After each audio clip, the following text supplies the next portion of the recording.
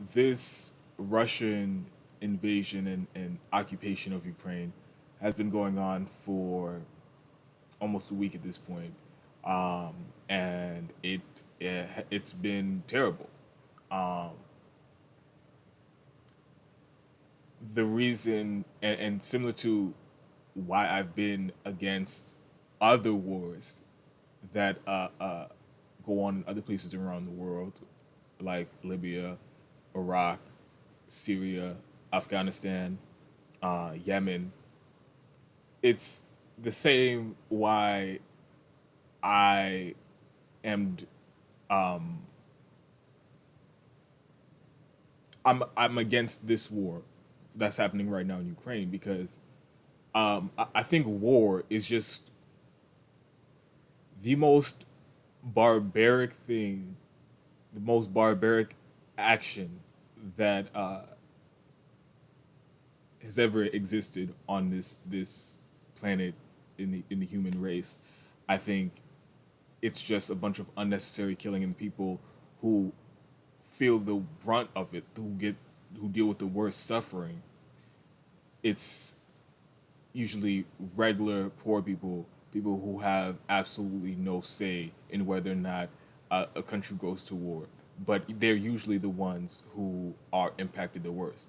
And it brings unnecessary killing and destruction, devastating millions of lives, creating millions of refugees, destabilizing entire countries and regions. Nothing good comes from war. And my time following these wars, and it's been years that have been following these wars, in other words, around the world. One thing that is clear is once a war is started, anything is liable to happen. Once you open Pandora's box, anything can happen. And it gives an opening to all sorts of atrocities, um, and crimes against humanity and massacres in general. That's why I'm against all war. Um, and like I said at the beginning of this video, I'm against. I wish Putin did not invade Ukraine and turn Ukraine into all of Ukraine into a war zone. I wish he didn't do that, and I think he was wrong to do that. That being said, there's been a huge propaganda push in the West to absolve us or to absolve Western countries like U.S. and Germany, France, the other NATO, other countries in NATO. There's been a huge propaganda campaign to absolve them of any responsibility of what's happening right now in Ukraine. And it is completely misrepresenting the situation and giving people the wrong idea about what's going on. So they want to frame this as just Vladimir Putin woke up one day out of the blue and he decided to invade Ukraine because he lost his fucking mind or something. And if you buy into that framing, then you're more likely to go along with a lot of the terrible policy responses from those Western countries if you buy into that narrative. So I really do need to do separate videos to break down all of the different updates and things that are going on, major developments, major international developments that have happened as a result of this war. But this is where it needs to start by providing context to this invasion. Again, not justifying the invasion, not saying I think Vladimir Putin is great to invade and occupy Ukraine, but to make the point that it wasn't an entirely irrational response to provocations from the U.S. and our allies. So, the first point I want to make is the point about the NATO expansion. NATO is a group of countries that was formed during the Cold War, and the entire purpose of them was to militarily target and overthrow governments that were aligned with the Soviet Union. So during the Cold War, they invaded and overthrew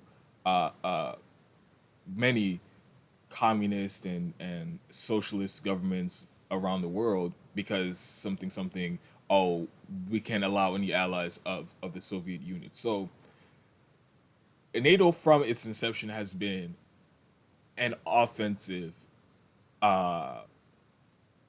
tool or of the military industrial complex, and sort of the sword of capitalism, especially during the Cold War.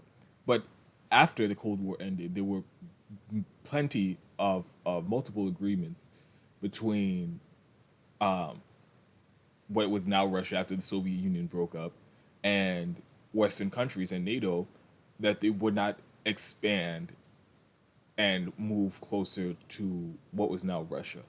And any attempts to do so would be seen as an act of aggression and a threat to Russia. That was agreed upon. This is not my interpretation. This is not me spinning anything uh, or repeating Russian propaganda or anything like that. That was the interpretation. That was understood by everybody. And we've, the US and the West and NATO countries have continued to violate those agreements. And now we're at the point where most of the countries that were supposed to be act as, they don't like being called buffer countries, but they were supposed to be in between NATO in Western Europe and Russia. But ever since the end of the Cold War, NATO continues to allow new countries to become members, new countries in Eastern Europe to become members, to the point where most of the countries that were supposed to be neutral and aren't supposed to be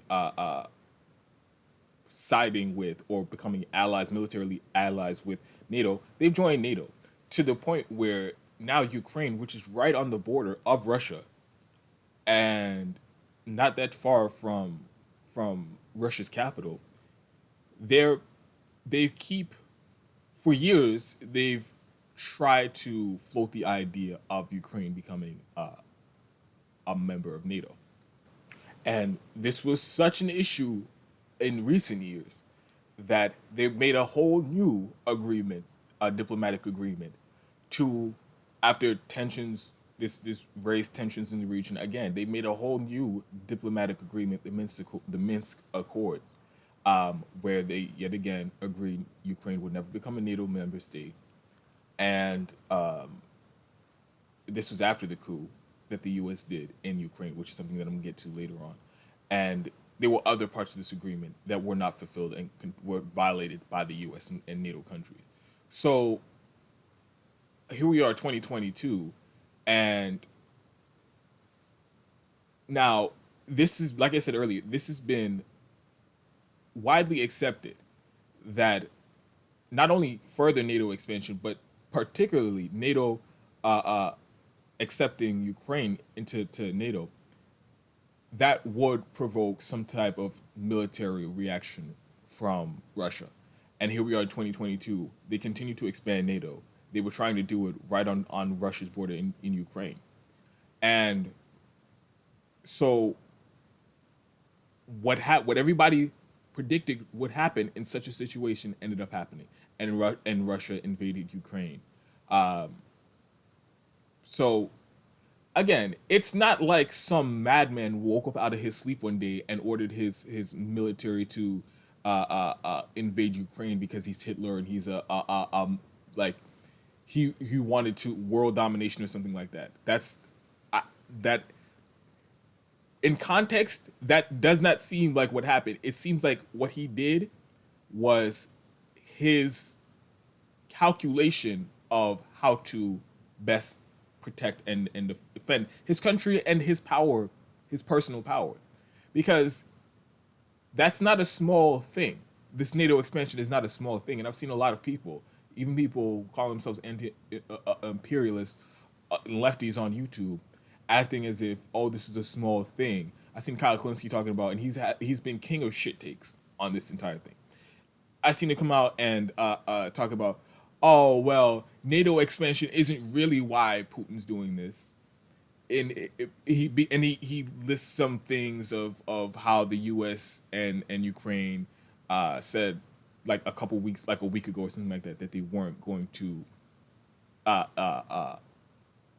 that Ukraine probably wouldn't be invited as a member. Well, that's not what they were saying for years. And so if you're going to tell me one day the U.S. and the Ukraine wake up and NATO wake up one day and say, trust me, Russia, we're definitely never going to accept NATO as a member state. Apparently to Kyle Klinsky, we're supposed to just take them at their word and what they say is gospel. And if you don't believe them, well, clearly, or if you still view that as a threat, or if you still say that's a threat, oh well, you're just covering up for something else. That's what Kyle Klinsky says, and I just think that's ridiculous. I don't think anybody should take the U.S. and NATO at their word when it comes to diplomatic agreements like this, because they've repeatedly shown that they'll violate it when they feel like it, when it's convenient for them. So if they can tell you this week, oh yeah, we're not going to accept Ukraine as a member, but next week what if they change their mind, or a month from now, or a year from now, they'll do it. So Kyle's making this point that, just because they said that they weren't going to do it, and then Putin still invaded Russia, clearly has nothing to do with NATO membership. That's ridiculous. And he tries to say, for a second, let's imagine if NATO didn't expand into all those other countries in Eastern Europe, and they didn't try to expand into Ukraine. Vladimir Putin still would have invaded Ukraine. You don't know that. You don't know that. That's huge, massive, unwarranted, unfounded speculation. And you can't just erase all of that relevant context from the discussion, act like it didn't happen, and then pose this hypothetical and say, oh, well, he still would have invaded. You don't know that. You don't know that. But what we do know is there were multiple agreements about NATO expanding. They did it anyway. And what was widely accepted as a possible response is military reaction from Russia. And that's exactly what happened. So all this speculation about, oh, well, that's not really it. I mean, that's speculation, and Occam's razor shows that's definitely a big part of it. And another point I want to make about the real threat that NATO posed to Russia. It's not like these are empty threats coming from people who would never do such a thing. Now, like I mentioned, NATO keeps expanding eastward to Russia's border. And this is a band of lawless nations who, on a whim, overthrow governments that they just don't like. They'll violate international law. They'll violate sovereignty, which everybody claims to care about so much at this moment. They'll do it on a regular basis to impose their own imperialist agenda and capitalist agenda. They did it when they all banded together to overthrow the Iraqi government, completely baseless, no evidence, and they did it anyway. And they did the same thing in Syria, illegally bombing Syria, trying to overthrow the Syrian government, giving weapons to terrorists, literally ISIS and ISIS affiliates on the ground in Syria to overthrow the Syrian government, giving weapons to Al-Qaeda and funding and training Al-Qaeda to overthrow the Syrian government. NATO and the US are the ones who violently overthrew the Libyan government and turned one of the most thriving countries in Africa, the most thriving country in Africa, into a failed state with open slave markets. That's what NATO and the US do around the world. They overthrow governments with impunity. They invade countries with absolutely no repercussion. and they'll do it whenever they feel like. So when they continue and they view Russia as their main adversary, they view Russia as their main threat. So when they continue to move closer to Russia's border, to like I said, this uh uh uh tinderbox of Ukraine, they try to make Ukraine part of NATO, right on Russia's border, and not that far from Russia's capital. That is a serious threat that any rational world leader, any rational uh, uh, uh, uh, president would take seriously.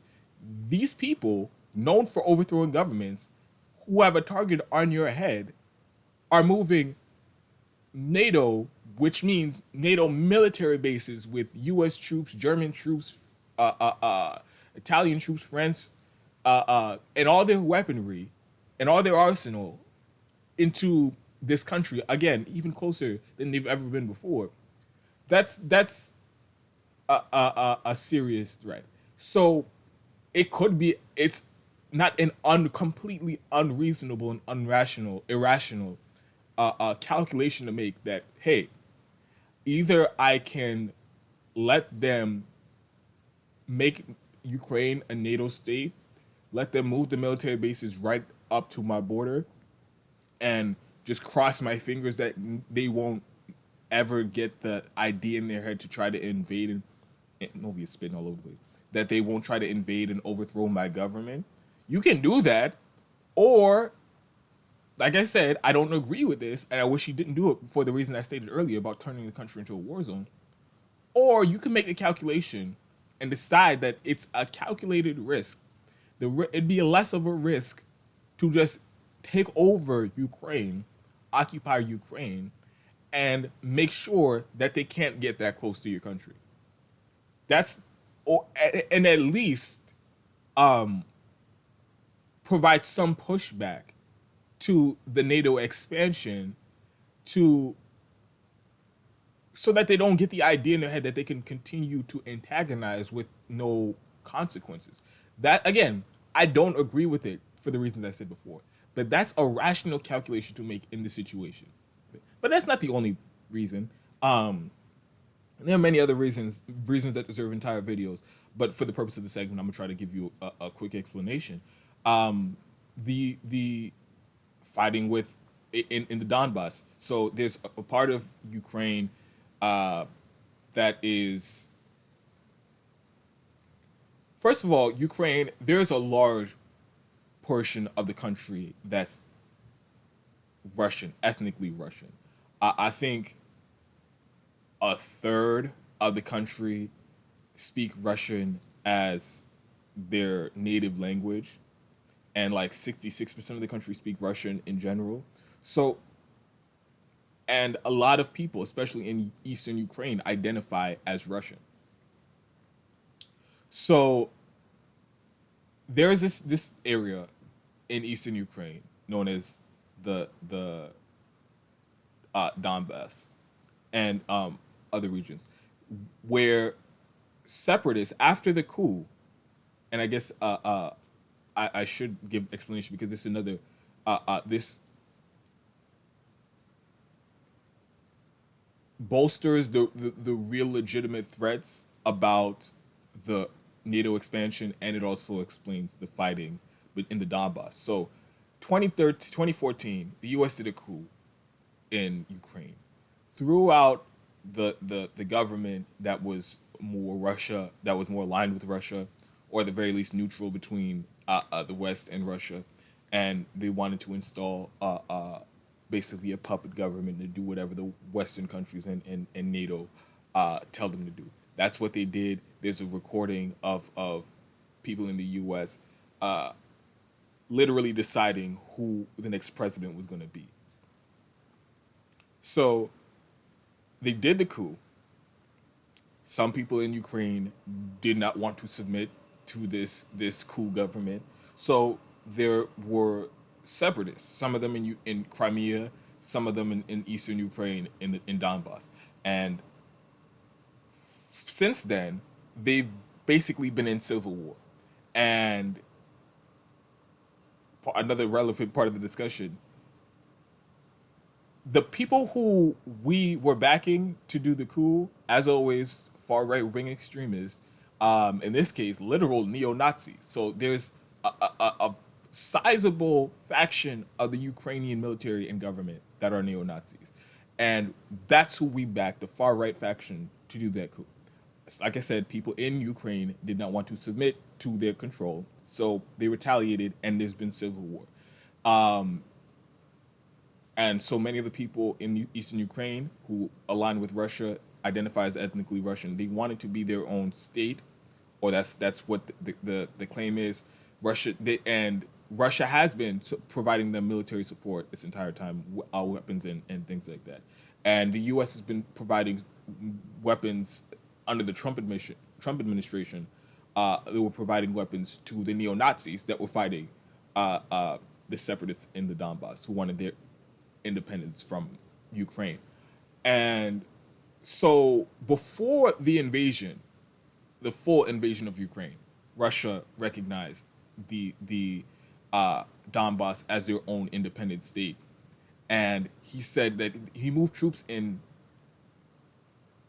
Well, he already had troops in the region in Donbas in Ukraine, providing support. But then after that, that's when he launched the full invasion, and after he recognized their independence. And so I don't know how much of that conflict is part of the decision to invade all of Ukraine and to try to overthrow the Ukrainian government. I don't know, but it might be a factor. Again, nobody knows exactly what's happening. Anybody who tells you they know exactly what's happening, they're not telling you the truth. I thought it was important to provide a perspective that is not being discussed in Western media at all. And there's a lot of blame being put on Putin as if, like I mentioned earlier, like this was completely irrational and out of the blue, and oh, what could we have ever done to provoke? No, you guys did provoke this, and both sides could be wrong, and that's what the takeaway I want to leave away here. Both sides are wrong here, wrong for different reasons, but this war is most likely has been provoked by NATO and the U.S.